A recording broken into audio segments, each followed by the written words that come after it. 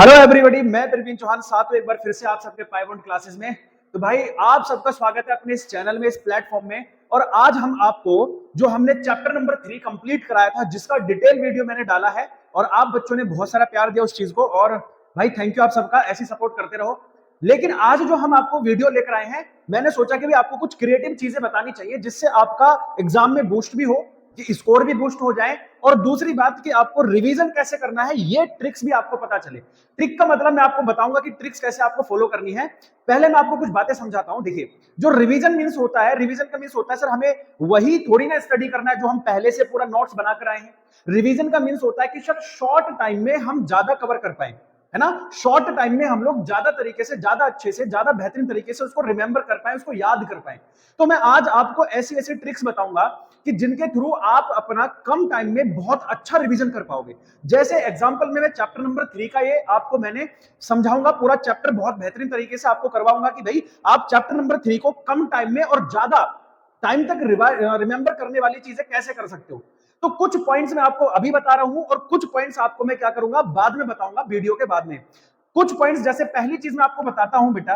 पहली चीज बताने के लिए मुझे क्या करना पड़ेगा, पहले आपको इसे समझाना पड़ेगा और फिर मैं आपको पॉइंट बताऊंगा कि आपको करना क्या है रिवीजन में। देखिए, जैसे लिखा हुआ है सर, इलेक्ट्रिक करंट क्या होता है ना। रिवीजन कर रहे हैं तो मैंने बताया कि इलेक्ट्रिक करंट क्या है। The rate of flow of charge in a conductor is called electric current. कि किसी भी कंडक्टर में, है ना, किसी भी कंडक्टर में जो चार्ज हमारे फ्लो करते हैं बेटा, क्या फ्लो करते हैं, चार्ज। तो चार्ज जब फ्लो करते हैं तो उनकी रेट, अगर रेट नहीं लोगे तो वो करंट नहीं होगा। रेट लेना है, रेट मींस टाइम। टाइम के अकॉर्डिंग देखना है कि कितने टाइम में कितने चार्ज जा रहे हैं, कितने टाइम में कितने चार्ज जा रहे हैं, तो ये होता है रेट। तो rate of flow of charge is called electric current. अब इसको मुझे सर लॉन्ग टाइम तक याद रखना है, तो मैं इतनी बड़ी डेफिनेशन याद रखूं या एक शॉर्ट चीज में याद रख लूं कि फ्लो ऑफ चार्ज, कि फ्लो ऑफ चार्ज को ही हम करंट कहते हैं। भाई रिवीजन कर रहे हो तो रिवीजन को शॉर्ट बना के करो कि फ्लो ऑफ चार्ज को क्या कह रहे हैं हम लोग, करंट कह रहे हैं। इस तरह से याद रखो। तो सबसे पहला पॉइंट जो आपको याद रखना है रिवीजन में, फर्स्ट पॉइंट, कि सर जो डेफिनेशन है, डेफिनेशन किस वर्ड को हिट कर रही है, ये डेफिनेशन आपको ऐसे शॉर्ट बनानी है। और इस शॉर्ट को आप क्या करोगे, अपने कॉपी पे या जहां पर ये डेफिनेशन लिखी है वहीं के ऊपर इसको ट्रिक बनाकर लिखो कि flow of charge is called current. अब आपको ये बहुत लॉन्ग टाइम तक याद रहेगा, शॉर्ट डेफिनेशन भी है, ज्यादा बड़ी डेफिनेशन याद भी नहीं करनी पड़ी, लेकिन आपको क्या होगा, याद भी होगा कि फ्लो ऑफ चार्ज। अब फ्लो चार्ज कहां होगा, कंडक्टर में होगा, है ना। रेट भी लेनी है, लेकिन मैंने कहा शॉर्ट तरीके से याद करो, तो flow of charge is called current. बात समझ में आ गई। इस तरीके से आपको पढ़ना है ना। इस तरीके से आपको कवर करना है कि सर छोटे छोटे वर्ड्स के थ्रू हम लॉन्ग टाइम तक उसको याद रखें। पूरा पूरा डेफिनेशन याद करोगे तो यार कैसे लॉन्ग टाइम तक याद रख पाओगे। तो ये बहुत बेहतरीन तरीका मैं आपको बता रहा हूं, इसको सभी बच्चे को फॉलो करना है और भेज दो उन सारे बच्चों को जिनको अभी तक याद नहीं होता। आज के बाद ये चैप्टर नहीं भूलोगे, गारंटी दे रहा हूं। ऐसे ऐसे ट्रिक्स, ऐसे ऐसे छोटे छोटे लैंग्वेज में आपको समझाऊंगा, आप बोलोगे सर पूरा चैप्टर हम लोग ऐसे रिवीजन कर देंगे चुटकियों में। तो फ्लो ऑफ चार्ज क्या होता है सर, करंट होता है। अब सब जानते हैं कि सर करंट का जो एसआई यूनिट है ना, करंट का जो एसआई यूनिट है वो एम्पियर होता है। इसको तो कोई याद करने की जरूरत है नहीं। करंट को किसमें मेजर करते हैं, एम्पियर में। इसकी कोई ट्रिक भी नहीं है, छोटा सा ही है ना, कि करंट की क्या है सर, एम्पियर में मेजर करते हैं। किसमें, एम्पियर में। करंट को एम्पियर में मेजर करते हैं। उसके बाद सर इसका डिवाइस बताइए जिससे इसको मेजर किया जाता है। तो बेटा इसके दो डिवाइस हैं, एक होता है एमीटर और दूसरा होता है गैल्वेनोमीटर, है ना, गैल्वेनोमीटर। एमीटर गैल्वेनोमीटर से क्यों पीछे है, या क्यों हम आजकल गैल्वेनोमीटर का यूज करते हैं, एमीटर का यूज क्यों नहीं करते, इसका छोटा सा रीजन बता देता हूं। कि जो बेटा एमीटर है इसका रेजिस्टेंस ज्यादा होता है, इसका रेजिस्टेंस ज्यादा है और इसका रेजिस्टेंस बहुत ज्यादा मिनिमम है। इतना मिनिमम कि हम इसे नेग्लाइजेबल मान सकते हैं। नेग्लाइजेबल मींस जीरो के बराबर मान सकते हैं कि इसका कोई रेजिस्टेंस होता ही नहीं है गैल्वेनोमीटर का। अब गैल्वेनोमीटर का कोई रेजिस्टेंस नहीं होता तो ये सर एक, ऐसे मान लो कि एक बहुत मिनिमम करंट को भी मेजर कर सकता है, जबकि एमीटर आपका मिनिमम से मिनिमम करंट को मेजर नहीं कर पाता। दैट्स व्हाई हम लोग एमीटर की जगह पर अब लोग गैल्वेनोमीटर का यूज करते हैं। बात समझ में आ गई। तो सर उस डिवाइस का नेम बताइए जिससे हम करंट को मेजर करते हैं, तो एमीटर या गैल्वेनोमीटर, दोनों ही ये काम करते हैं। अब सबसे बड़ी बात आती है कि सर जो हमारा करंट है ना, जो हमारा करंट है वो स्केलर है या वेक्टर है, स्केलर है या वेक्टर क्वांटिटी है। तो भाई मैंने स्केलर और वेक्टर समझाने के लिए आपको 3 टॉपिक लिखे हैं यहां पर, जिनसे आप खुद मुझे बताओगे कि करंट स्केलर है या वेक्टर है। स्केलर आप लोग जानते हैं ना सर, जिसमें मैग्नीट्यूड होता है, नो डायरेक्शन। और वेक्टर किसे कहते हैं, कि सर जिसमें मैग्नीट्यूड और डायरेक्शन दोनों साथ में होते हैं उसे हम वेक्टर क्वांटिटी कहते हैं। अब जरा ध्यान से समझो, पहले हमने लिखा कि जब हम किसी भी वायर में करंट को डिनोट करते हैं तो ऐसे लिख देते हैं I = 2 एम्पियर। तो बहुत सारे साइंटिस्ट कह रहे थे कि भाई ये वेक्टर क्वांटिटी है। बट एक्चुअली जब इसे स्टडी किया गया, अभी मैं समझाऊंगा इसके बारे में, इस साइन के बारे में, है ना, साइन के बारे में समझाऊंगा, लेकिन स्केलर और वेक्टर आपको यहीं से पता चलेगा। साइन के बारे में थोड़ा सा आपको कंफ्यूजन होता है बच्चों को, इसीलिए वो दिक्कत दूर करूंगा, आप ध्यान से समझो। भाई ये जो साइन है इसको लेकर कहा गया कि ये डायरेक्शन बता रहा है करंट की, लेकिन बाद में जब स्टडी की गई तो ये पता चला कि ये जो डायरेक्शन साइन है ये पॉजिटिव चार्ज की डायरेक्शन को बताता है, ना कि करंट की डायरेक्शन को। बात समझ में आ गई? किसकी डायरेक्शन को बताता है? पॉजिटिव चार्ज की डायरेक्शन को। तो जो हम करंट की डायरेक्शन समझ रहे थे, actually that is not the direction of current, that is the direction of positive charge. Next है हमारे पास में, it does not follow vector addition law, यानी वेक्टर एडिशन लॉ को ये फॉलो नहीं करता। कैसे फॉलो नहीं करता? तो समझो, मान लो यहां पर एक क्या है, जंक्शन है, यहां पर इधर से 2 एम्पियर का करंट आ रहा है और इधर से सर 3 एम्पियर का करंट आ रहा है, तो आप बोल रहे हो डायरेक्शन अलग अलग है। मान लो इधर 2i कैप होना चाहिए था, इधर 3j कैप होना चाहिए था, और इधर जो है सर ये z कैप होना चाहिए था, लेकिन ऐसा नहीं होता, ये वेक्टर एडिशन लॉ को फॉलो नहीं करता। ये सारा करंट ऐड होकर कितना हो जाएगा? 5 एम्पियर का करंट यहां से बाहर निकल आएगा। इट मींस सर ये एल्जेब्रिक लॉ फॉलो करता है ना, एल्जेब्रिक लॉ ये फॉलो करता है एडिशन का, ये वेक्टर लॉ को फॉलो नहीं करता। भाई वेक्टर में जब हम क्वांटिटीज को ऐड करते हैं तो डिफरेंट डिफरेंट डायरेक्शन के लिए डिफरेंट डिफरेंट साइन यूज करते हैं। जैसे इधर से आ रहा है सर आई कैप, इधर से आ रहा है जे कैप, इधर से आ रहा है के कैप, ऐसे अलग अलग यूज करते हैं। बट इसमें ऐसा नहीं हो रहा, ये सर इधर से 2 एम्पियर आया, इधर से 3 एम्पियर आया, जुड़कर कितना हो गया? 5 एम्पियर हो गया। इसका मींस क्या हुआ कि सर ये वेक्टर एडिशन लॉ को फॉलो नहीं कर रहा, it follows algebraic addition law. It means the current, अब आप बताओ, जब ये वेक्टर एडिशन लॉ को फॉलो नहीं कर रहा, साथ में जो डायरेक्शन है, साथ में जो डायरेक्शन है वो चार्ज की डायरेक्शन है, ना कि करंट की डायरेक्शन है। तीसरी बात आप समझो बेटा, ये वायर है, इस वायर को मैंने ऐसे मोड़ दिया, तो आप बोलोगे सर पहले डायरेक्शन ये थी, अब डायरेक्शन ये हो गई, तो डायरेक्शन चेंज हुई। डायरेक्शन अगर चेंज हुई तो करंट का वैल्यू भी चेंज होना चाहिए था। एक बार जल्दी से बताओ भाई, अगर डायरेक्शन चेंज हुई तो करंट का वैल्यू चेंज होना चाहिए था। आप बोलोगे हाँ जी सर। तो अब अगर आपने अपने घर में कभी ट्राई किया हो, मेरे घर में कोई वायर जा रहा होता है तो मोड़ दूं, उसको कैसे भी कर दूं, तो क्या करंट का अमाउंट चेंज होता है? बोलोगे नहीं सर। लेकिन वेक्टर अगर होता तो करंट का अमाउंट चेंज होता, बट ऐसा नहीं हो रहा। तो इट मींस यानी अगर तार को बेंड कर दें या उसको क्या कर दें, फोल्ड कर दें, तब भी करंट का अमाउंट चेंज नहीं हो रहा। इट मींस अब आप मुझे बता दो कि करंट स्केलर है या वेक्टर। तो आप बोलोगे सर इन सब बातों को जानने के बाद तो हमें यही पता लगा कि current is a scalar quantity, electric current is a scalar quantity, not a vector. Because the direction जो है ये सर जो डायरेक्शन है ये करंट की डायरेक्शन नहीं है, it is the positive charge की डायरेक्शन है। दूसरा ये एल्जेब्रिक एडिशन लॉ को भी फॉलो करता है। तीसरा सर ये जब तार को बेंड या फोल्ड कर देते हैं तो भी करंट का वैल्यू चेंज नहीं होता। तो इट मींस क्या है कि सर ये स्केलर प्रॉपर्टी है, ना कि वेक्टर प्रॉपर्टी। बात समझ में आ गई? बोलोगे हाँ जी सर, है ना, तगड़े तरीके से। अब सर इनको याद कैसे करें? तो तीनों के लिए ट्रिक होगी। मैंने कहा छोटा छोटा वर्ड याद कर लो भाई। सबसे पहले किसको लेकर? डायरेक्शन। तो डायरेक्शन की बात करेंगे तो पॉजिटिव चार्ज की डायरेक्शन होती है ना, पॉजिटिव चार्ज डायरेक्शन ऐसे। दूसरा सर कौन से लॉ को फॉलो करता है? एल्जेब्रिक लॉ को फॉलो करता है ना, एल्जेब्रिक लॉ फॉलो करता है ऐसे छोटे छोटे ट्रिक से। फिर उसके बाद में सर जी क्या होता है? सर अमाउंट बदलता नहीं है, अमाउंट डजंट चेंज, है ना, अमाउंट डजंट चेंज। अब इन्हीं को लेकर आप पूरा पूरा एक क्या बना लोगे? सेंटेंस बना लोगे। बस इन्हीं से पता चल गया कि सर हमारा शॉर्ट भी हो गया और हमें याद भी हो गया। पहला टॉपिक क्या था सर कि डायरेक्शन जो है ना, डायरेक्शन से याद हुआ कि डायरेक्शन किसकी है? पॉजिटिव चार्ज की डायरेक्शन है। दूसरा ये किसको फॉलो कर रहा है? Follow algebraic law. तीसरा क्या कर रहा है सर? अमाउंट डजंट चेंज, यानी करंट का अमाउंट चेंज नहीं हो रहा। तो ऐसे जो वर्ड हैं ये आपके दिमाग में छप जाएंगे, और जब आप ये लिखोगे, इनकी डेफिनेशन लिखोगे, तो आपको वहां पर भूलोगे भी नहीं, और ये छोटे छोटे वर्ड आपके दिमाग में भी छप गए तो आप यूं ही डेफिनेशन लिख दोगे। तो रिवीजन ऐसे करो कि छोटे छोटे वर्ड से हमारे दिमाग में बैठ जाए। बात समझ में आ रही है कि नहीं? बोलो मजा आया कि नहीं? भाई इतनी बड़ी डेफिनेशन को शॉर्ट फॉर्म में कर दिया कि सर ये पॉजिटिव चार्ज की डायरेक्शन है, एल्जेब्रिक लॉ को फॉलो करता है और अमाउंट चेंज नहीं हो रहा। इन तीनों प्रॉपर्टी से पता लगा कि current is a vector quantity और स्केलर क्वांटिटी। तो आप बोलोगे sir it is a scalar quantity. इतनी बात समझ में आई? बोलो तगड़े तरीके से। रिवीजन का मतलब समझ में आया कैसे करना है? अब मैं ऐसे ही आपको बताऊंगा और शॉर्ट ट्रिक आप अपने आप से बनाकर लिखते रहना वहां पर, है ना, अपने अपनी जो ट्रिक्स हैं वो आपको बनाते हुए लिखते रहना। मैं यहाँ पर समझाता हुआ चलूंगा आपको पूरे तरीके से। अब ठीक है, ये of current passing through the unit cross section area of wire, ठीक है, the amount of current passing through the unit cross section area of wire या conductor is known as the current density.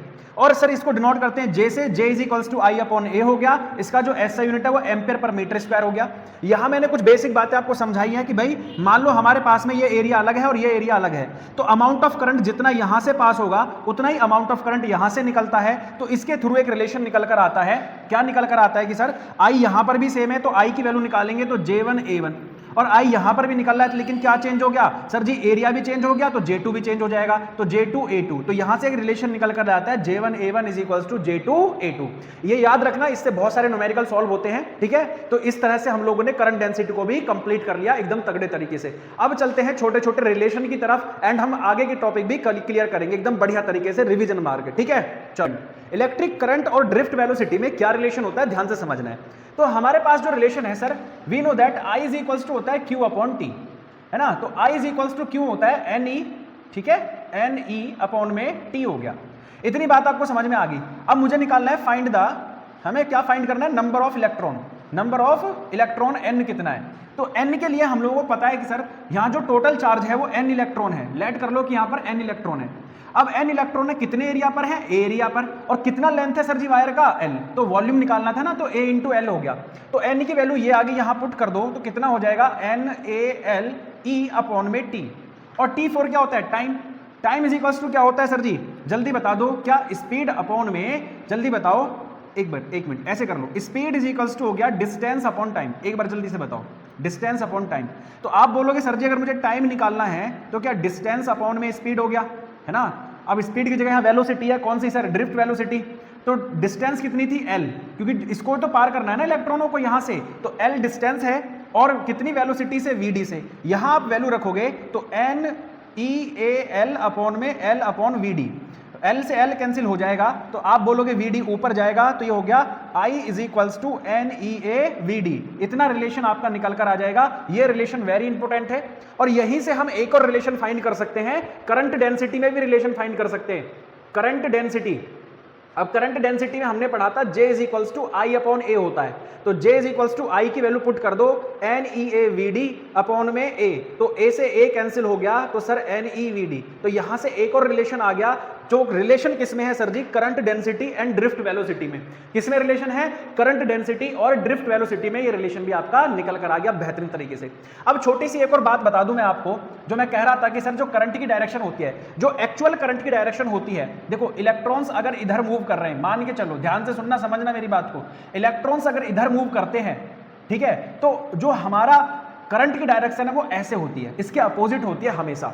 यानी actual जो direction थी current की direction, वो हम लेते थे बाय द, मतलब कौन मूव कर रहा है, इलेक्ट्रॉन मूव कर रहे हैं, तो उनके थ्रू ही तो करंट की डायरेक्शन होगी, ठीक है। तो ये एक्चुअल डायरेक्शन होनी चाहिए थी ये, लेकिन कन्वेंशनल डायरेक्शन जो है वो क्या होती है, करंट के अपोजिट होती है। तो ये डायरेक्शन का खेल है सारा, जो एक्चुअल डायरेक्शन है वो करंट के साथ होनी चाहिए थी, बट इसके अपोजिट होती है कन्वेंशनल डायरेक्शन। तो अब जब भी हम करंट की डायरेक्शन लेंगे, वो किसके अपोजिट लेंगे, इलेक्ट्रॉन। अगर इलेक्ट्रॉन इधर चल रहे हैं तो हमारी जो डायरेक्शन होगी इनके अपोजिट होती है, ठीक है, हमेशा इलेक्ट्रॉन के अपोजिट होती है, ध्यान रखना इस चीज को, ठीक है। ये डायरेक्शन का सारा खेल था। उसके बाद अगर हम चले आगे की तरफ, ठीक है, तो अगला टॉपिक आएगा resistance, Ohm's law and proof of Ohm's law. ये सारी बातें करते हैं। तो रेजिस्टेंस क्या होता है, तो रेजिस्टेंस इज अ प्रॉपर्टी, है ना। रेजिस्टेंस क्या है सर जी, प्रॉपर्टी ऑफ अ कंडक्टर। अब मैं इसको इसलिए बता रहा हूं यहीं पर क्योंकि भी आप सब लोगों ने इतना तो पढ़ रखा होगा, it is the property of conductor, है ना। दूसरा तरीका कैसे याद रखे, ऐसे, क्या है सर, रेजिस्टेंस प्रॉपर्टी है किसकी, कंडक्टर की। क्या करती है, अपोज, है ना, अपोज करती है किसका, करंट का ही तो अपोज करती है, इलेक्ट्रिक करंट का ही तो अपोज करती है। तो बस होगी हमारी दूसरा तरीका। पहला तरीका तो शॉर्ट डेफिनेशन बनाना, दूसरा ऐसे डायग्रामेटिकली याद रखना कि सर रेजिस्टेंस क्या है, ऐसे लिखो, रेजिस्टेंस क्या है, तो रेजिस्टेंस है प्रॉपर्टी, किसकी प्रॉपर्टी, कंडक्टर की। क्या काम करती है, अपोज करती है किसका, करंट का। तो बन गई डेफिनेशन। तो resistance is the property of a conductor that oppose the flow of current in a conductor. बात समझ में आ गई। तो ये रेजिस्टेंस की डेफिनेशन होगी। रेजिस्टेंस को किससे डिनोट करते हैं, आर से। इसका एसआई यूनिट क्या होता है, आप बोलोगे सर इसका एसआई यूनिट होता है ओम। क्या होता है बेटा, ओम होता है। फिर पहला होता है लेंथ ऑफ वायर, तो लेंथ ऑफ वायर के प्रोपोर्शनल है। इट मींस क्या है कि जितना लेंथ ज्यादा होगी वायर की, उतना ही जो रेजिस्टेंस ज्यादा होगा, ठीक है। दूसरा होता है सर जी एरिया के, तो एरिया के इनवर्सली प्रोपोर्शनल है ना, इनवर्सली प्रोपोर्शनल है। अब इनवर्सली प्रोपोर्शनल है, ठीक है, इनवर्सली प्रोपोर्शनल है तो सर एरिया जितना ज्यादा होगा रेजिस्टेंस उतना लो हो जाएगा, कम हो जाएगा। तीसरा होता है nature of material. Nature of material means कौन सा मटेरियल का आप कंडक्टर ले रहे हो, जैसे सर आयरन का भी ले सकते हो, एल्युमिनियम का भी, कॉपर का भी, फिर आप सिल्वर का भी ले सकते हो, बहुत सारे आपके ऐसे मटेरियल होते हैं। तो सबसे ज्यादा रेजिस्टेंस किसका होता है? आयरन का, फिर उससे कम सर जी एल्युमिनियम का, फिर उससे कम कॉपर का, फिर उससे कम सिल्वर का, सबसे कम होता है सिल्वर का। जितने भी आपके पास मेटल हैं उनमें सबसे ज्यादा कम किसका होता है? सिल्वर का, और सबसे ज्यादा हाईएस्ट किसका होता है? आयरन का। ठीक है, तो इनके बीच का हम चुनते हैं एल्युमिनियम या कॉपर, तो हम अपने घर में कॉपर वायर लगाते हैं। ठीक है, इस तरह से आपको समझना है। दूसरा टेम्परेचर पर भी डिपेंड करता है कि जैसे जैसे टेम्परेचर इंक्रीज होगा तो रेजिस्टेंस भी आपका इंक्रीज हो जाएगा। ठीक है, ये 4 फैक्टर हैं जो क्या करते हैं? रेजिस्टेंस पर इफेक्ट डालते हैं। फिर इन्हीं से निकल कर आ जाता है रेजिस्टिविटी। रेजिस्टिविटी क्या है? ये एक तरह का स्पेशल रेजिस्टेंस में बोल सकता हूं इसको। ठीक है, स्पेशल रेजिस्टेंस में इसको बोल सकता हूं कि सर जी एक स्पेशल रेजिस्टेंस है। अब ये resistance of a conductor whose length and area of are unit, यानी ऐसे कंडक्टर का ये क्या है बेटा? ऐसे कंडक्टर का ये रेजिस्टेंस है जिसकी लेंथ भी 1 मीटर होती है और एरिया भी 1 मीटर स्क्वायर होता है। दोनों यूनिट हो जाए तो उसका जो भी रेजिस्टेंस होगा, ऐसा आप वायर चूज करो अपने दिमाग में, सोचो इस चीज को कि भाई हमने एक ऐसा वायर लिया जिसकी लेंथ भी 1 मीटर है, हमने मेजर कर ली, और उसका यूनिट क्रॉस सेक्शन एरिया भी कितना है? 1 मीटर स्क्वायर है। तो ऐसा कोई वायर ले लें तो उसका जो भी रेजिस्टेंस होगा उसी को हम रेजिस्टिविटी कहेंगे। तो R proportional to L, R proportional to 1/A, तो R proportional L/A। As V जब इसको रिमूव करते हैं तो यहां पर एक कांस्टेंट आता है, दैट इज रो। तो रो क्या है सर? रो R के ही इक्वल है। Rho is equals to R whose length and area is unit. तो ऐसे कंडक्टर का रेजिस्टेंस होता है जिसका लेंथ भी 1 मीटर है और एरिया भी 1 मीटर स्क्वायर है। तो ये बात समझ में आ गई। फिर होता है सर हमारे पास में कंडक्टेंस। कंडक्टेंस, तो कंडक्टेंस क्या है सर जी? ये रेजिस्टेंस का क्या होता है? रेसिप्रोकल होता है। Reciprocal of resistance is called conductance. इसका एसआई यूनिट क्या है? बहुत इंपॉर्टेंट है इसकी एसआई यूनिट। तो आप बोलोगे सर इसकी एसआई यूनिट मो होती है, साइमन होती है ना, और ओम इनवर्स होती है। क्या होती है? ओम इनवर्स होती है। ठीक है, फिर हो जाता है स्पेसिफिक कंडक्टेंस, तो इसको रो इज इक्वल्स टू ये होता है 1/, रेजिस्टिविटी। ठीक है, स्पेसिफिक, ठीक है, स्पेसिफिक कंडक्टेंस। तो स्पेसिफिक कंडक्टेंस क्या है सर जी? Reciprocal of resistivity. ठीक है, या कंडक्टिविटी भी कहते हैं भाई इसको। स्पेसिफिक कंडक्टेंस को कंडक्टिविटी भी कहते हैं। ठीक है, कंडक्टिविटी। तो क्या होता है सर जी? It is the reciprocal of resistivity. ठीक है, it is the reciprocal of resistivity. इसका एसआई यूनिट क्या होता है? ओम मीटर का इनवर्स। ओम मीटर का होल इनवर्स, पूरे का। ओम का भी इनवर्स है और मीटर का भी इनवर्स है यहाँ पर। ठीक है, तो इनको याद रखना चीजों को, जो मैंने समझा रहा हूं आप लोगों को एकदम तगड़े तरीके से, बेहतरीन तरीके से रिवीजन चल रहा होगा आप लोगों का और मजा आ रहा है तो फटाफट से एक काम करो, जल्दी से शेयर कर देना भाई, है ना, इतना सपोर्ट आप बना देना बस। ओके, प्रूफ की तरफ। ओम्स लॉ के प्रूफ को करने से पहले इसके बारे में थोड़ा सा जानकारी आपको समझना बहुत जरूरी है कि व्हाट इज ओम्स लॉ।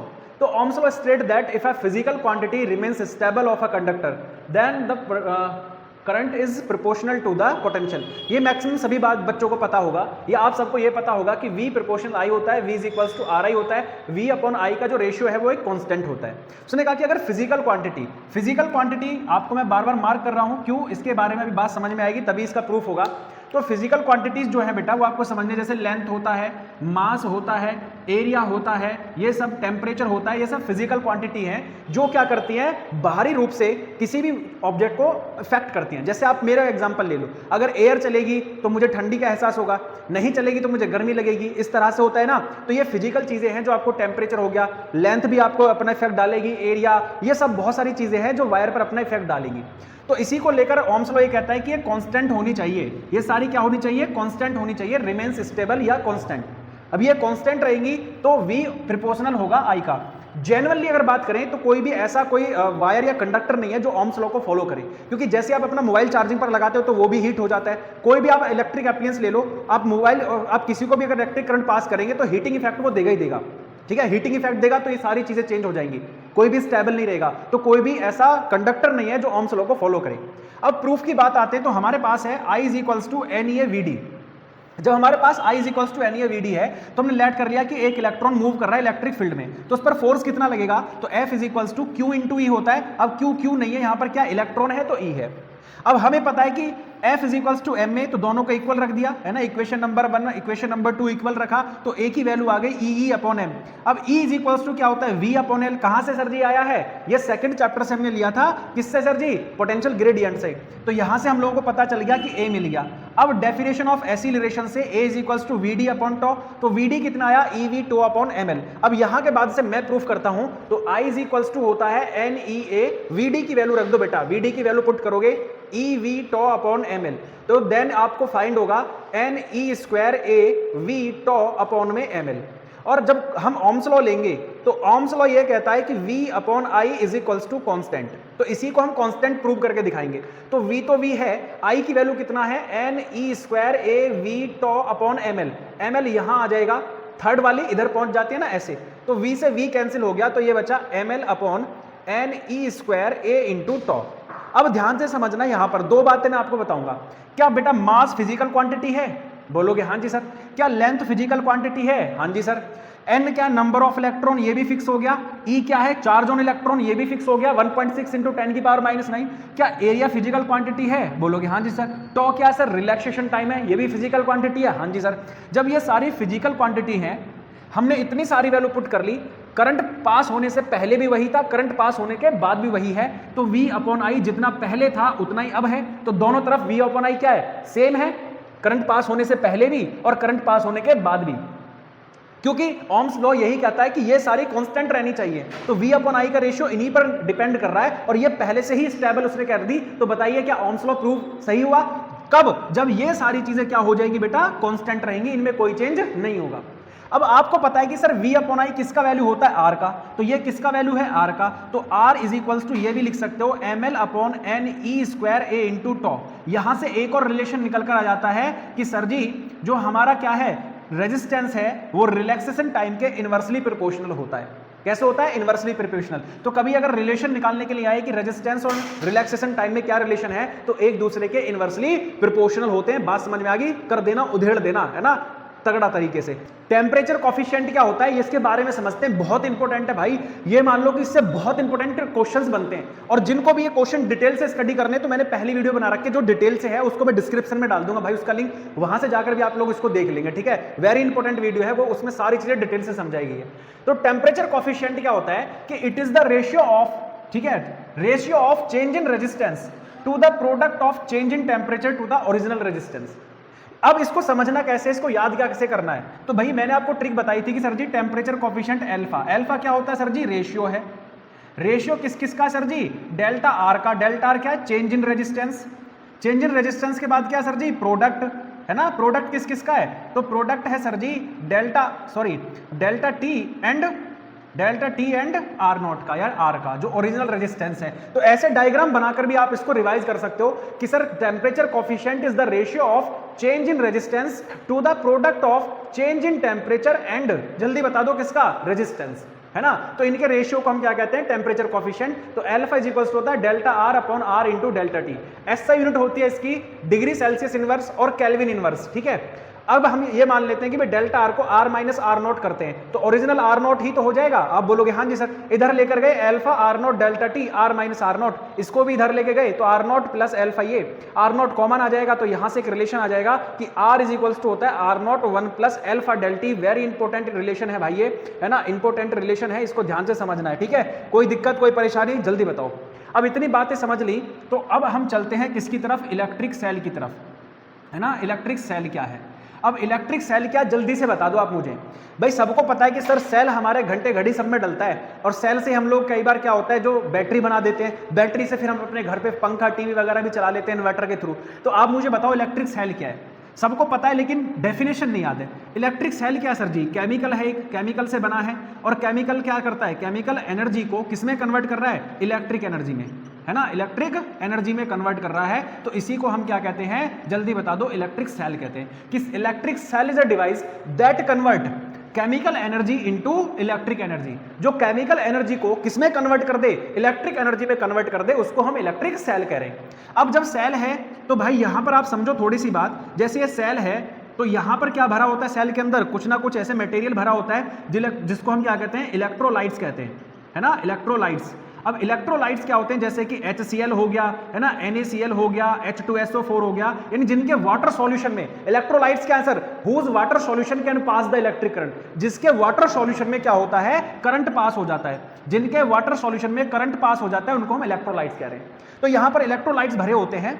अब ये क्या करते हैं बेटा, अब जैसे हम सेल को, जैसे यहां पर HCl भरा है, तो जैसे ये कन्वर्ट होगा, जब हम इसको चार्ज करेंगे तो H प्लस में और Cl माइनस में कन्वर्ट हो जाएगा। मान लो ये पॉजिटिव था, ये नेगेटिव था, तो भाई ये नेगेटिव पॉजिटिव की तरफ भागेगा और पॉजिटिव नेगेटिव की तरफ भागेगा और इन पर जाकर ये एब्जॉर्ब हो जाएगी और बैटरी चार्ज हो जाएगी। तो अब मुझे बताओ कि बेटा जब ये मूव करेंगे, यहां से चार्ज अंदर से मूव करेंगे तो करंट अंदर भी पास हो रहा है, चार्ज मूव कर रहे हैं तो करंट पास हो रहा है, और जब करंट अंदर पास हो रहा है तो जो इलेक्ट्रोलाइट्स भरा हुआ है ना, ये जो इलेक्ट्रोलाइट्स भरा हुआ है, जैसे वाटर, अब मान लो आप वाटर में तेज चलोगे या एयर यानी सड़क पर तेज चलोगे, रोड पर, जल्दी बताओ फटाफट, तो आप बोलोगे सर जी हम वाटर में तेज चलेंगे, है ना, क्योंकि आप लोग शक्तिमान हैं। आप बोलोगे सर रोड पर तेज चलेंगे, क्योंकि वाटर के अंदर जाएंगे तो वाटर क्या करता है, रेजिस्टेंस लगाता है हम पर, है ना, हम तेज नहीं चल पाते। तो ऐसे ही यहां पर क्या, इलेक्ट्रोलाइट क्या है, करंट का क्या करेगा, अपोज करेगा इनसाइड द सेल। जो इलेक्ट्रोलाइट है वो करंट के फ्लो का क्या करता है, अपोज करता है। इसको हम कहते हैं इंटरनल रेजिस्टेंस। क्या कहते हैं, internal resistance, internal resistance of a cell, यानी कि the electrolytes applies a resistance, electrolytes apply resistance inside the cell, कि जो इलेक्ट्रोलाइट है वो क्या कर रहा है बेटा, सेल के इनसाइड क्या करता है, एक आपका करंट के फ्लो का अपोज कर रहा है, इसलिए उसको इंटरनल रेजिस्टेंस कह रहे हैं, डिनोटेड बाय R, और इसका भी ऐसा यूनिट हो गया ओम। इतनी बात समझ में आ गई, जल्दी से फटाफट बता दो, है ना, यहां तक की बात समझ में आ गई। इलेक्ट्रिक सेल क्या है सर जी, एक डिवाइस है जो केमिकल एनर्जी को इलेक्ट्रिक एनर्जी में कन्वर्ट करती है। इंटरनल रेजिस्टेंस भी होता है इसके अंदर, कि सर जो इलेक्ट्रोलाइट हमने फिल किया हुआ है वो क्या करता है, फ्लो ऑफ करंट का अपोज कर रहा है, इसको हम क्या कर रहे हैं, internal resistance denoted by small r, है ना। ये सारी बात हमें क्लियर हो गई। इसके बाद में जो इंटरनल रेजिस्टेंस है, इंटरनल रेजिस्टेंस को कौन कौन सी चीजें अफेक्ट करती हैं, है ना, अफेक्टिंग, ठीक है, किसको, इंटरनल रेजिस्टेंस, इंटरनल रेजिस्टेंस कौन कौन सी बातें अपना इफेक्ट डालती हैं। तो पहले डिस्टेंस ऑफ, है ना, डिस्टेंस बिटवीन प्लेट्स, ये जो प्लेट्स आपने डाली हैं, डिस्टेंस बिटवीन प्लेट्स, अब प्लेट्स जितनी ज्यादा डिस्टेंस पर होंगी, ज्यादा डिस्टेंस करोगे तो ज्यादा मूव करना पड़ेगा चार्ज को, और ज्यादा मूव करना पड़ेगा तो आप बोलोगे सर जी ज्यादा ही क्या हो जाएगा, रेजिस्टेंस। तो R डिपेंड करता है सर जी D पर, D इंक्रीज होगा R इंक्रीज होगा, D कम होगा R कम होगा। दूसरा एरिया ऑफ प्लेट, तो एरिया ऑफ प्लेट के तो इनवर्सली प्रोपोर्शनल होगा, जितना ज्यादा एरिया होगा उतना ही कम रेजिस्टेंस इसका भी हो जाएगा। तीसरी और समझने वाली बात है सबसे ज्यादा, कि यानी हम ये डिपेंड करता है सर जी कंसंट्रेशन ऑफ, ठीक है, कंसंट्रेशन ऑफ इलेक्ट्रोलाइट, ठीक है, इलेक्ट्रोलाइट कितना कंसंट्रेटेड है, ठीक है, इलेक्ट्रोलाइट कितना कंसंट्रेटेड है इस बात पर डिपेंड करता है। ज्यादा कंसंट्रेटेड होगा तो सर जी रेजिस्टेंस भी ज्यादा हो जाएगा, कम कंसंट्रेटेड होगा तो कम रेजिस्टेंस होगा।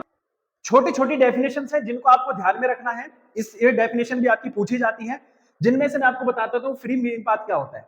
देखो इसको समझने के लिए मैं एक छोटा सा डायग्राम बना रहा हूं, आप यहां पर समझिएगा इस चीज को, ठीक है। मान लो यहां पर ढेर सारे क्या आपके इलेक्ट्रॉन्स हैं। अब ये जो इलेक्ट्रॉन है, एक इलेक्ट्रॉन पहले इसको हिट किया, फिर उसके बाद, उसके जस्ट बाद, है ना, तुरंत ही किसको हिट किया, इस वाले को किया। तो क्या इसने 2 कॉन्टिन्यूअस कोलाइजन किए, 2 लगातार टक्करें की, 2 लगातार बार ये कोलाइड किया है। आप बोलोगे फर्स्ट वाला पहले इसको हिट किया, फिर ये इसको हिट किया। तो यहीं पर है कि सर जब ये इसको हिट किया और इसको हिट किया तो यहां कोई डिस्टेंस कवर की और यहां कोई डिस्टेंस कवर की, तो जो टोटल डिस्टेंस कवर की 2 कॉन्टिन्यूअस कोलाइजन में, ठीक है, the distance covered between 2 continuous collision is called free mean path. बात समझ में आ गया कि 2 कॉन्टिन्यूअस कोलाइजन में जो वो डिस्टेंस कवर कर रहा है उसी को हम क्या कहते हैं, free mean path, denoted by u। उसके बाद रिलैक्सेशन टाइम क्या है बेटा, तो रिलैक्सेशन टाइम भी यही है कि 2 कॉन्टिन्यूअस कोलाइजन में कोई ना कोई टाइम भी लगेगा, यहां से यहां तक कोई टाइम लगा, यहां से यहां तक कोई टाइम लगा, तो जो total time taken between 2 continuous collision, है ना, total time taken between 2 continuous collision, it is denoted by tau. इससे डिनोट करते हैं इसको टॉ से, टॉ, ठीक है। ड्रिफ्ट वेलोसिटी, तो आप ड्रिफ्ट वेलोसिटी किसे कह रहे हैं भाई, तो आप बोलोगे सर जब इलेक्ट्रिक करंट किसी वायर में और कंडक्टर में पास होता है ना, जब भी किसी वायर में इलेक्ट्रिक करंट पास होता है तो वेलोसिटी गेन बाय इलेक्ट्रॉन, तो इलेक्ट्रॉन जिस वेलोसिटी को गेन करता है या जिस वेलोसिटी से वो मूव कर रहा है it is known as VD, ठीक है, उसी को हम ड्रिफ्ट वेलोसिटी, और डिनोट किससे करते हैं इसको, वीडी। डी सफिक्स में होना चाहिए, साथ में नहीं, ऐसे नहीं लगाना वी और डी, नहीं, ये सफिक्स में नीचे ऐसा होना चाहिए, ड्रिफ्ट वेलोसिटी, ठीक है। तो ये होता है आपका टोटल, ये डेफिनेशन है जो आपको समझनी है। अब सबसे इंपॉर्टेंट चीज आती है करंट डेंसिटी। करंट डेंसिटी क्या है सर? तो आपको पता है कि भाई जब करंट पास होता है ना तो इसके सरफेस एरिया से पास होता है, अंदर से पास नहीं होता। याद रखिए करंट जब भी पास होता है किसी भी वायर के सरफेस एरिया से पास होता है, ध्यान में रखना सरफेस एरिया से। तो ये कह रहा है कि sir the amount of current, density का मींस क्या है ना, डेंसिटी का मींस क्या होता है कि कितना अमाउंट ऑफ करंट जा रहा है। वैसे डेंसिटी हम वॉल्यूम पर निकालते हैं है ना, बट जो करंट पास होता है वो एरिया पर पास होता है। तो डेंसिटी किस पर निकलेगी? यहाँ एरिया पर निकलेगी। किस पर निकलेगी? एरिया पर। ये ध्यान रखना है। नॉर्मल जो डेंसिटी होती है आप लोगों ने पढ़ा होगा मास अपॉन वॉल्यूम, तो आप कहते हो कि सर वॉल्यूम पर डेंसिटी निकलती है, लेकिन यहां पर यही बात समझने की है कि जो डेंसिटी निकालेंगे करंट के लिए, तो करंट का जो अमाउंट है वो एरिया पर पास होता है, ना कि वॉल्यूम पर, है ना, इनसाइडली नहीं जाता, एरिया के सरफेस पर। अब चलते हैं इलेक्ट्रोमोटिव फोर्स की तरफ कि व्हाट इज इलेक्ट्रोमोटिव फोर्स। तो इलेक्ट्रिक मोटिव फोर्स किसका होता है भाई? सेल का होता है। अब जब सेल है हमारे पास में और सेल वर्क नहीं कर रहा, तो सेल के पास में जो एनर्जी है उसको हम इलेक्ट्रोमोटिव फोर्स कह रहे हैं। तो the energy given by a cell when the circuit is open, जब सर्किट ओपन है, सेल कोई काम नहीं कर रहा है, तो उस समय जो उसकी एनर्जी होगी वही उसका ईएमएफ होता है। और ईएमएफ बोले तो पोटेंशियल होता है, इसकी एसआई यूनिट जो होती है, इसकी एसआई यूनिट जो होती है वो वोल्ट ही होती है, ठीक है, वोल्ट ही होती है। अब यही जो आपका ईएमएफ है वो टर्मिनल पोटेंशियल बन जाएगा कब? जब सर्किट को आप क्लोज कर दोगे।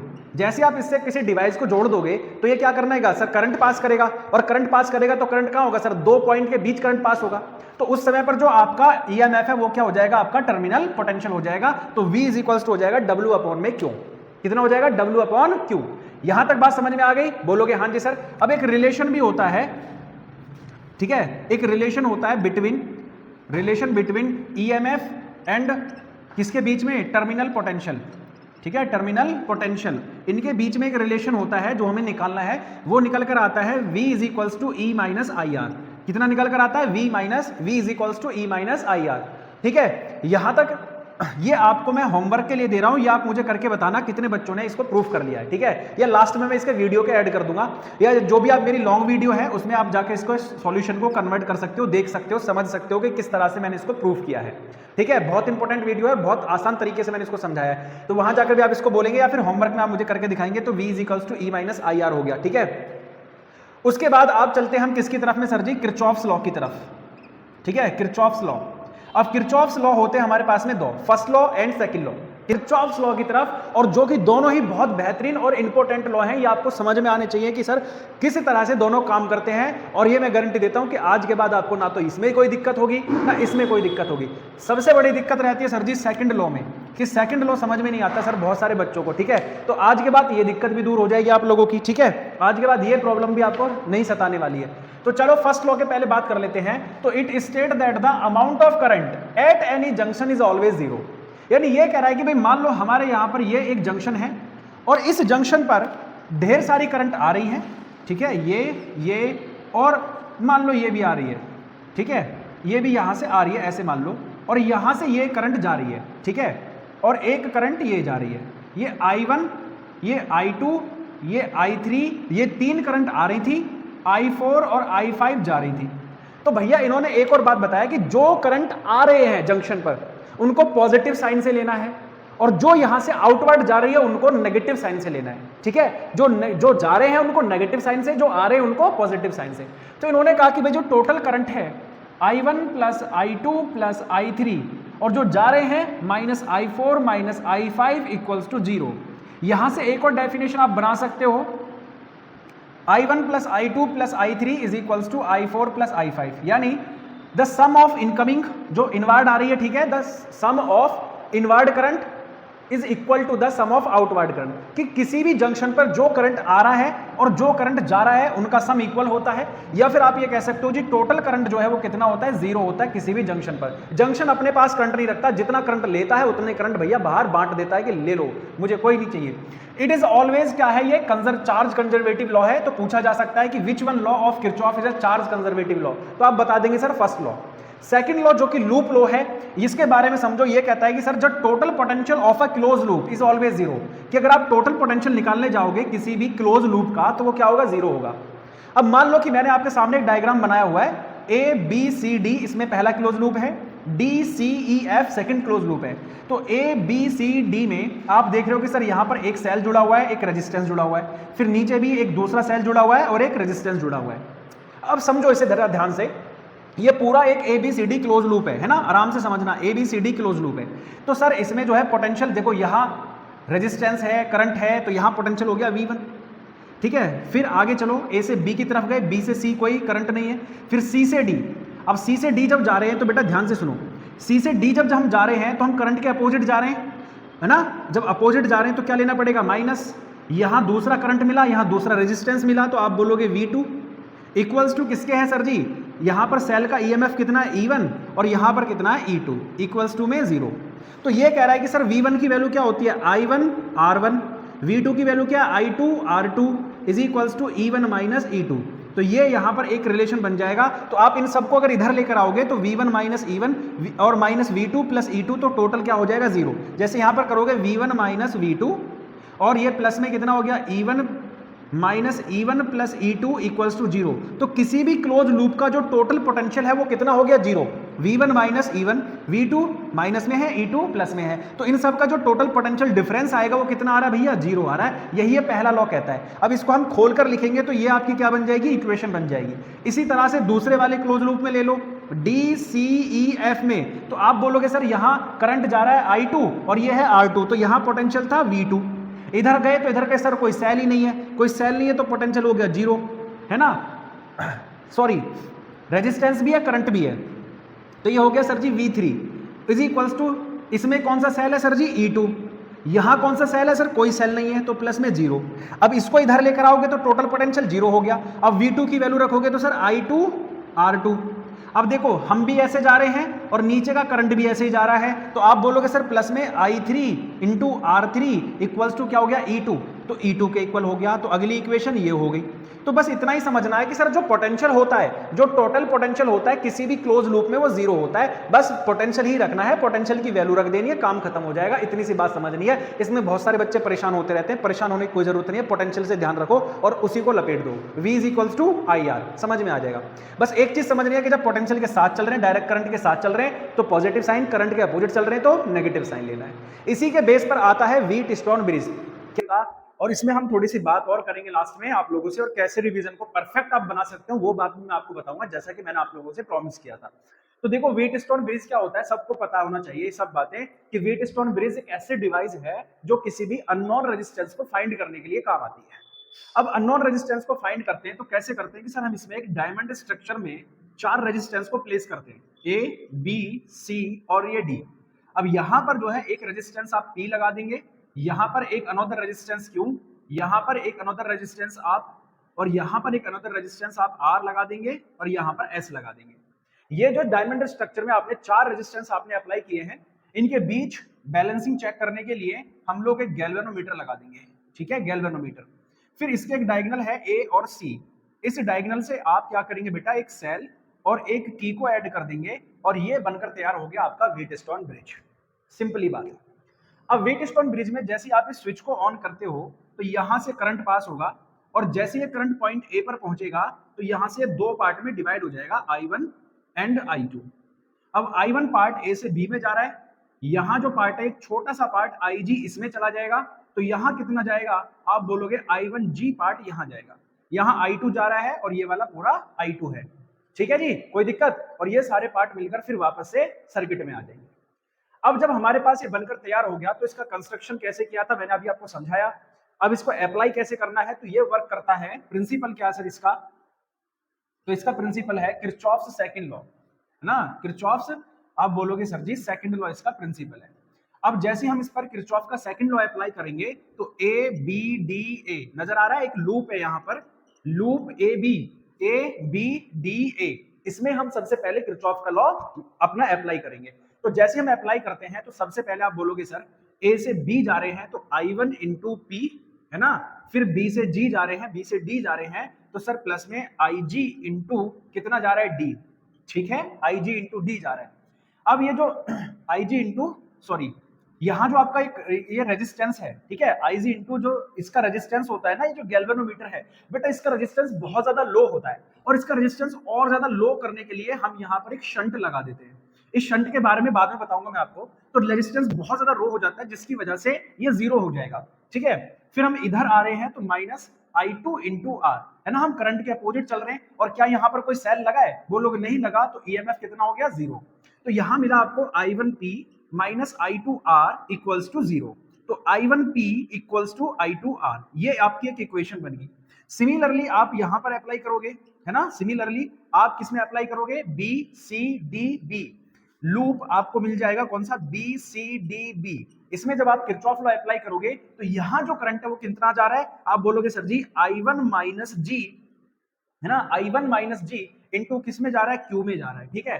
फिर सर इसमें देखोगे तो आप बोलोगे यहां जा रहा है कितना करंट जा रहा है? आप बोलोगे I2 इंटू एस, और यहां जो करंट जा रहा है आप बोलोगे IG इंटू 0, ठीक है, IG इंटू 0 इक्वल्स टू कितना हो गया? 0 का 0 हो गया यहाँ पे, ठीक है, कितना हो गया? 0। तो यहां जो करंट मिला आपको वो कितना मिला? I1 माइनस जी, IG कर लो, ठीक है, I1 माइनस IG, और ये हो गया। अब देखो यहां पर एक बात समझनी है, जो ये करंट I2 जा रहा है, अब देखो IG करंट यहां से चलता हुआ यहां आया, और IG करंट इसके साथ ही तो आगे बढ़ेगा, तो ये हो जाएगा IG प्लस I2, है ना, जो ये I2 ले रहे हैं इसके साथ में प्लस में IG भी आ जाएगा, ठीक है। और ये बाकी आपको क्लियर है कि ये जो IG है, ठीक है, इसकी वैल्यू क्या है? 0 है। बहुत मिनिमम करंट यहाँ पर जा रहा है जो कि रेजिस्टेंस की वजह से 0 हो जा रहा है, तो आप यहाँ कहोगे सर जी IG 0 हो गया, तो I1Q माइनस I2S, और ये 0 है इक्वल्स टू 0। तो यहां से आपको I1Q is equals to I2S एक दूसरा इक्वेशन मिल गया आपको, इक्वेशन नंबर 2। अब ये इक्वेशन नंबर 1 और इक्वेशन नंबर 2 को आप डिवाइड करेंगे तो आप ये देखेंगे बेटा I1P अपॉन में I1Q is equals to I2R upon में I2S, ये कैंसिल हो जाएगा and you find P upon Q is equals to R upon S, ठीक है। तो यहां से आपको क्या मिल जाएगा? व्हीटस्टोन ब्रिज का फॉर्मूला मिल जाएगा कि अगर आपको P Q R गिवन है तो आप S फाइंड कर सकते हो, या R S Q गिवन है तो P फाइंड कर सकते हो, किसी भी कोई भी रेजिस्टेंस जो आपको अननोन दिखे वो आप फाइंड कर सकते हो। तो this is the phenomena of Wheatstone bridge. आराम से समझ में आएगा, कोई दिक्कत नहीं है, कोई परेशानी नहीं है। अब जैसा कि मैं कह रहा था कि भाई रिवीजन कैसे करते हैं, रिवीजन करने का तरीका क्या होना चाहिए सर, तो मैंने आपको बताया था कि रिवीजन का मींस होना चाहिए कि हम लॉन्ग टाइम तक किसी भी चीज को याद कर सकें, है ना, लॉन्ग टाइम पीरियड तक हम उसको याद रख सकें। तो इसका पहला तरीका मैंने बताया कि शॉर्ट फॉर्म में, है ना, शॉर्ट फॉर्म में आप क्या करो? शॉर्ट फॉर्म में डेफिनेशन बनाना शुरू करो जिससे आपको याद रहे। दूसरी बात है कि आप, जैसे मैंने तरीका बताया था, है ना, एक स्ट्रक्चर प्लान करके, जो भी आप स्ट्रक्चर प्लान कर रहे हो उस डेफिनेशन को कंप्लीट करो, है ना, डेफिनेशन को कंप्लीट करो स्ट्रक्चर से बना के। तीसरा भाई डायग्राम, है ना, डायग्राम बहुत इंपॉर्टेंट है, तो डायग्राम के साथ में बनाया करो, क्योंकि ऐसा होता है कि जब डायग्राम बनाते हो तो आपको वो रिमेंबर रहता है कि मैंने ये करा कैसे था। और चौथी बात सबसे इंपॉर्टेंट है, जब आप डेरिवेशन कर रहे हैं, है ना, डेरिवेशन को जब आप सॉल्व कर रहे हैं तो उनकी एक छोटी छोटी पॉइंट नोट कर लो कि भाई पहला पॉइंट हमने यहां से शुरू किया था, ये, है ना, कि जैसे मुझे पता है कि जब मैं व्हीटस्टोन ब्रिज का ड्राइव कराऊंगा तो सबसे पहले कौन सा लगाऊंगा? किरचॉफ का लॉ लगाऊंगा। किरचॉफ लॉ लगाने से एक इक्वेशन यहां बन जाएगी, फिर दूसरे उसमें लगाऊंगा किरचॉफ लॉ तो वहां से एक इक्वेशन बन जाएगी, है ना, इस तरह से। फिर दोनों को क्या करते हैं? डिवाइड कर देते हैं, इससे क्या मिलता है? रिलेशन मिल जाता है। तो ऐसे आपको पता होना चाहिए कि जब डेरिवेशन कर रहे हैं तो पहला स्टेप क्या होगा, दूसरा स्टेप क्या होगा, तीसरा स्टेप क्या होगा, और फाइनल स्टेप क्या होगा। ये डेरिवेशन, किसी भी डेरिवेशन को आप 4 स्टेप में, 3 स्टेप में ऐसे याद रखने की कोशिश करो, बहुत अच्छे से आपको सारी चीजें याद भी हो जाएंगी और लॉन्ग टाइम तक आपके दिमाग में बैठ जाएंगी। तो ये चारों तरीके आप लोगों को बेस्ट रिवीजन के लिए रहेंगे। तो आपको कैसी लगी वीडियो ये मुझे बताना, और ये ट्रिक्स कैसी लगी ये भी आप मुझे कमेंट में बताना। मिलेंगे अगली वीडियो में, तब तक के लिए